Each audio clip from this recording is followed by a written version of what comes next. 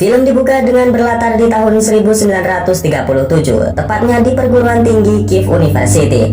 Terlihat beberapa calon mahasiswa baru yang nampak gembira karena nama mereka lolos masuk ke perguruan tinggi. Di antara mereka terdapat seorang gadis cantik yang bernama Ludmila. Ia nampak bangga karena namanya tercatat di nomor 1 dan masuk di Fakultas Sejarah. Keesokan paginya seperti layaknya remaja saat ini, sebelum kuliah resmi masuk, mereka berencana untuk mengunjungi tempat liburan untuk santai sejenak. Beberapa remaja mengatakan ingin mengunjungi bioskop untuk menonton film. Namun berbeda cerita dengan Ludmila, ia justru ingin mengunjungi latihan menembak karena menembak adalah hobi dari kecilnya. Akhirnya untuk menentukan pilihan, mereka pun beradu koin. Siapa yang menang maka opsi tersebut yang akan mereka kunjungi. Dan setelah diadu, rupanya opsi milik Ludmila yang menang dan mereka pun pergi ke lapangan tembak.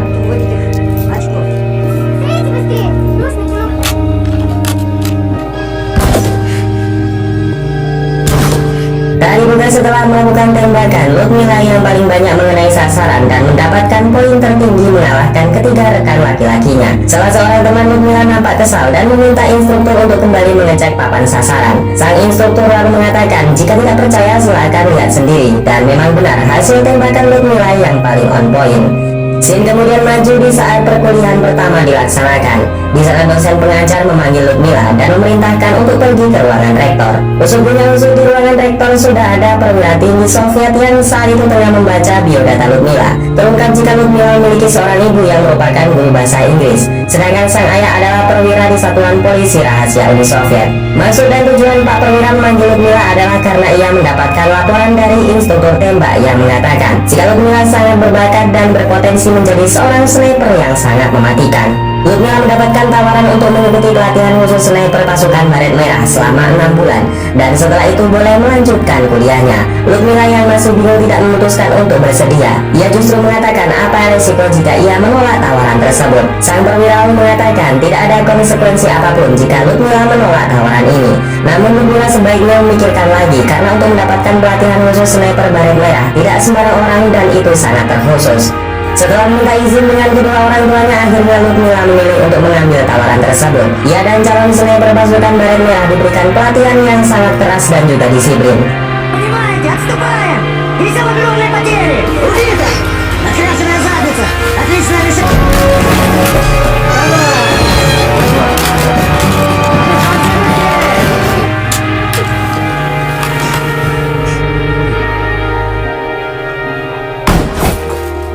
Bahkan mereka tidak membeda-bedakan wanita dan pria. Semua dipukul rata dan mendapatkan pelatihan yang sama beratnya.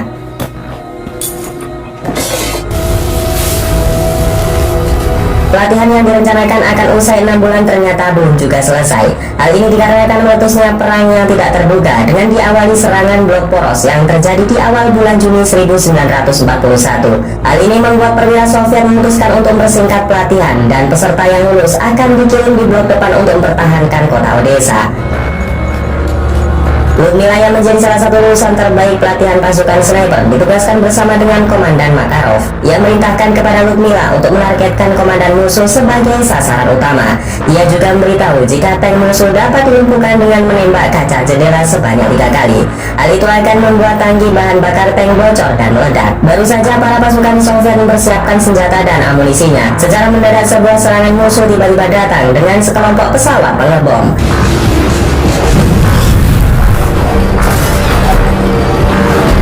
Tak lama kemudian serangan musuh disusul dengan pasukan tank baja yang terus memberondong pasukan Soviet. Ludmila yang baru pertama kali turun di medan pertempuran mencoba melawan rasa takutnya. Ia merangkak menyusuri parit dan mencari senjata rekannya yang masih dapat digunakan. Setelah menemukan senjata, Ludmila beranikan diri keluar dari persembunyian dan membidik kaca jendela tank musuh.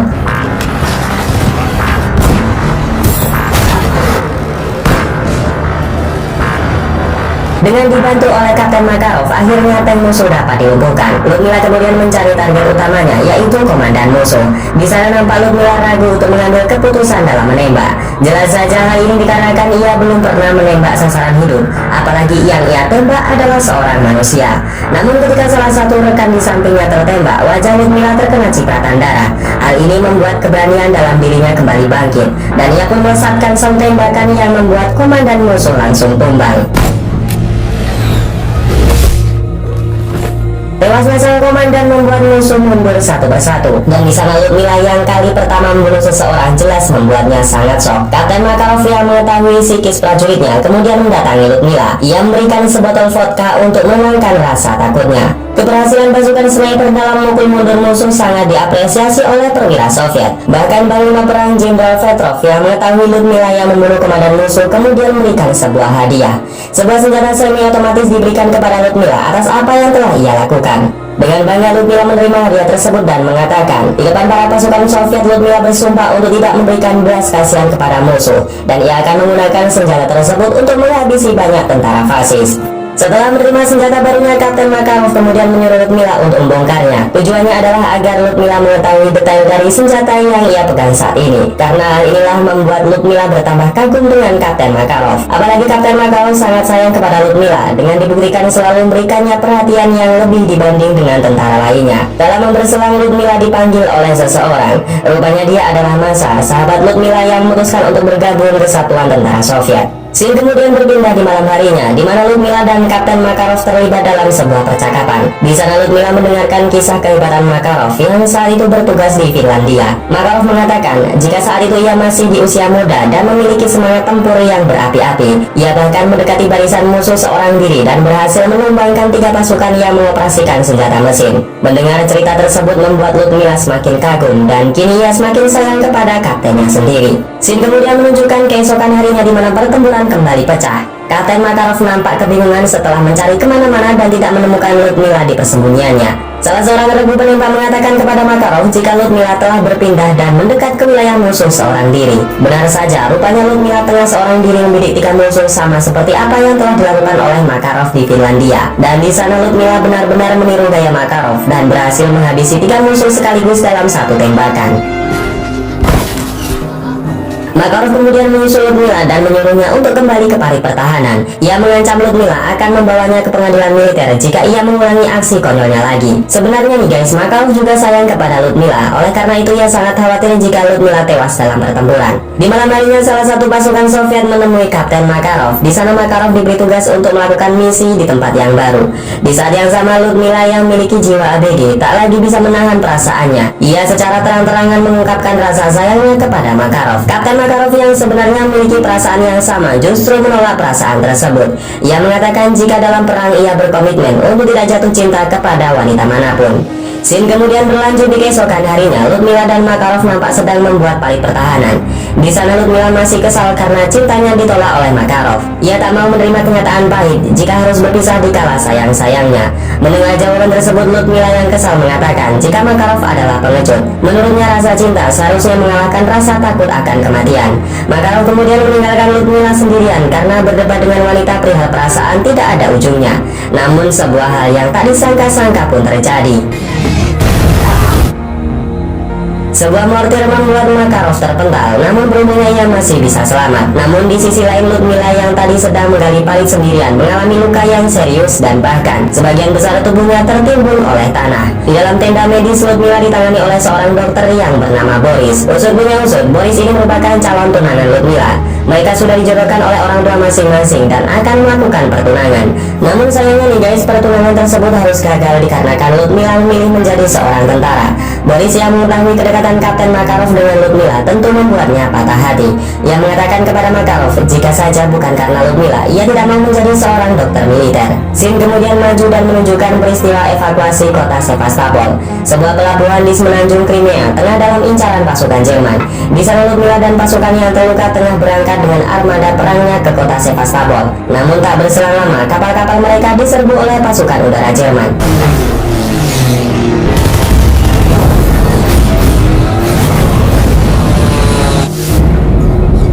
Beruntungnya bantuan tak berselang lama datang. Pasukan udara Soviet berhasil menumbangkan beberapa pesawat Jerman dan memukul mundur pesawat mereka.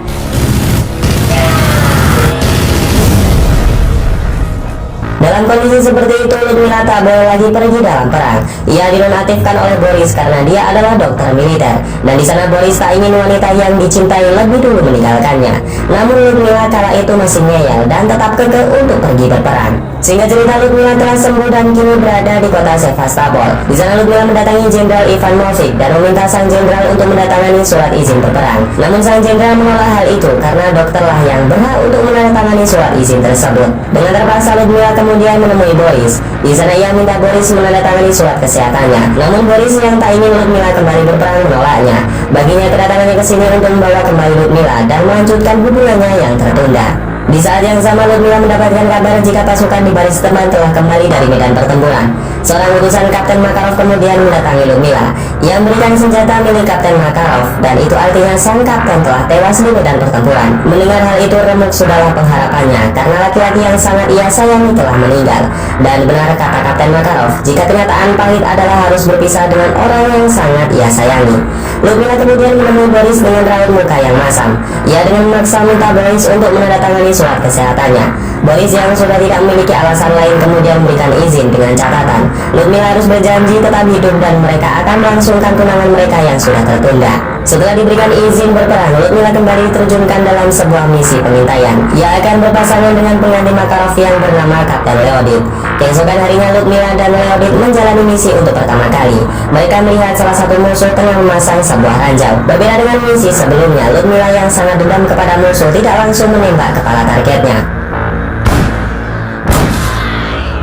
melainkan ia menembak kaki dan tangannya seakan-akan untuk memberikan siksaan kepada musuh sebelum ajal menjemputnya. Melihat hal itu, Leodid nampak kesal dengan Ludmila. Ia pun kemudian menembak kepala musuh untuk mengakhiri penderitaannya. Melihat tindakan Leodid, Ludmila nampak kesal. Ia mengatakan musuh tidak seharusnya menemui kematian dengan mudah karena mereka telah membunuh banyak rekan-rekannya. Leodid kemudian mengatakan jika perang tidak melulu dengan kematian dan balas dendam, masih ada hidup yang harus mereka perjuangkan dan mereka tidak boleh terlalu larut dalam kepedihan. Setelah tugas pertamanya berhasil, Leodid dan Ludmila kembali ditugaskan untuk menghabisi sniper musuh yang bersembunyi di perbukitan. Dan kembali lagi Ludmila yang bersama Leonid berhasil menghabisi sniper musuh dengan mudah.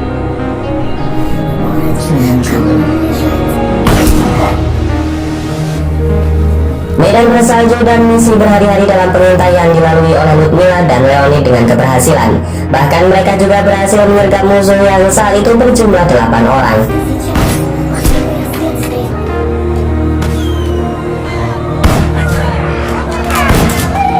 Singkat cerita, pasukan Jerman dipukul mundur dari kota Sevastopol. Para pasukan merah merayakan keberhasilan tersebut dengan sebuah pesta. Nampak juga di sana Boris yang ikut hadir dan berbincang dengan Leonid. Boris mengatakan jika orang yang sekarang berpartner dengan Leonid adalah calon tunangannya. Boris berpesan agar jangan mendekati Ludmila atau bahkan menyukainya. Di saat yang sama Ludmila nampak berseteru dengan salah seorang tentara merah.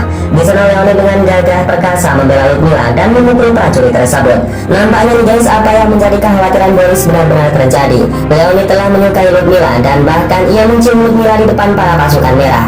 Dan ternyata Ludmila dan Leonid telah menjalin sebuah hubungan. Hal ini dikarenakan kedekatan mereka dalam bertugas, sering bersama melindungi satu sama lain. Dan karena Leonid lah Ludmila dapat move on dari Kapten Makarov.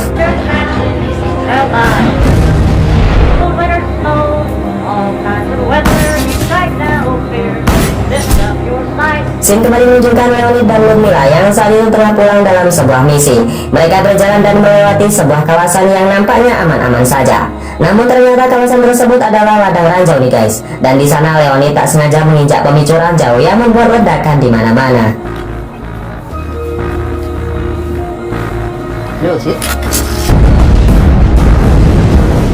Leonid melindungi efek ledakan dengan badannya sendiri. Namun karena hal itulah punggungnya hancur dan Ludmila mati-matian membawa Leonid kembali ke kamp pasukan Soviet. Setelah mendapatkan pertolongan medis dari pasukan Soviet, Leonid yang sudah kehilangan banyak darah tak bisa ditolong lagi. Di sana Ludmila yang histeris harus menerima kenyataan pahit untuk kedua kalinya, di mana ia kehilangan orang yang sangat ia cintai. Ketika sudah siuman, Ludmila tersadar jika saat ini Boris telah merawatnya. Di sana Boris menyesal telah memberikan izin kepada Ludmila untuk kembali berperang. Oleh sebab itu kali ini Boris tidak akan memberikan kesempatan lagi dan Ludmila resmi dinonaktifkan. Di saat yang sama, perwira tentara merah rupanya tengah menjenguk Ludmila. Ia mengatakan jika Ludmila tidak boleh diberhentikan. Ia adalah salah satu kekuatan pasukan merah dan seorang sniper yang paling mematikan saat ini yang mereka miliki.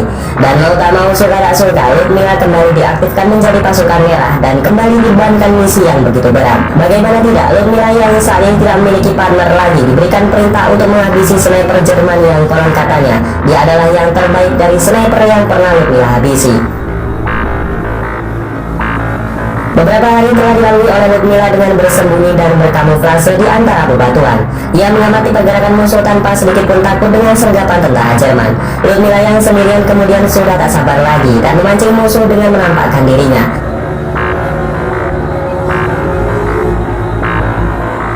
Secara langsung musuh yang mengetahui pergerakan Ludmila langsung bidiknya. Ludmila yang tak kalah cepat juga bersiap dengan tembakannya. Dan di sana dua sniper terbaik dari masing-masing kubu ini pun saling beradu tembakan. Ludmila terkena tembakan di dada bagian kirinya, sedangkan musuh dapat ditumbangkan oleh Ludmila dengan tembakan headshot. Dan di sini kita dapat melihat jika Ludmila adalah sniper yang paling mematikan di zamannya. Zin lalu menunjukkan Boris yang saat itu tengah menghadap Mayor Jenderal Petrov dan meminta untuk segera menonaktifkan Ludmila. Ia mengatakan jika Ludmila sudah 4 kali terluka dan ia sudah tidak layak diterjunkan di medan pertempuran. Jenderal kemudian menolak permintaan Boris dengan alasan jika Ludmila adalah sniper terbaik yang dapat diandalkan oleh tentara merah. Mereka akan menonaktifkan Ludmila jika saja ia gugur dalam medan pertempuran. Mendengar hal itu, Boris sangat marah dan mengancam kepada Jenderal Petrov jika dirinya akan membawa kasus ini ke meja hijau dengan tuntutan kejahatan perang oleh perwira pasukan merah. Mendengar hal itu, sang jenderal nampak ketar-ketir. Ia pun dengan terpaksa menerima permintaan Boris dan dengan itulah Ludmila resmi dinonaktifkan sebagai pasukan merah. Dengan usaha tersebut akhirnya Boris dapat membawa Ludmila pulang. Namun karena banyaknya pengungsi membuat Ludmila dan Boris tidak kebagian tempat. Boris menyarankan Ludmila untuk terlebih dahulu pergi menggunakan tiketnya, sedangkan ia akan menunggu perahu yang lain.